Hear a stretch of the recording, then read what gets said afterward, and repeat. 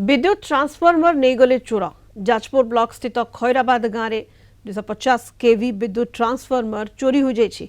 गतकाली विलंबित राति दुर्वृत्त मैंने ट्रांसफॉर्मर चोरी करने अभियोग होइछि।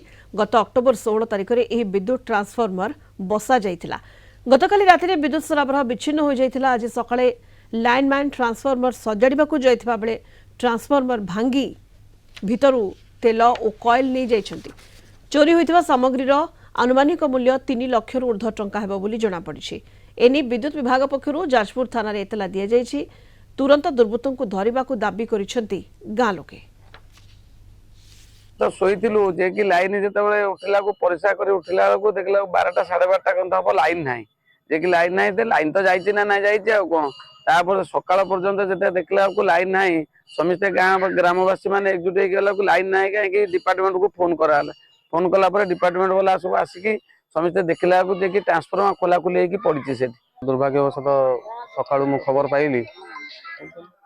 सकाळ मु लाइनमैन विभूरंजन पंडा मते फोन करी जणेले जे 250 केवी ट्रांसफार्मर जोटा हमर खैराबाद रे चार्ज हेतिला ताको को दुर्बुद्ध एबी स्विच काटिकी तार कोर नहीं जाइछि। तो खबर पाई मु आसिकी पहुंची की तदारक करिक देखिली जे संपूर्ण कोर और ट्रांसफार्मर मेन पार्ट जोटा कोर सेटा खोलिक निया जाइछि।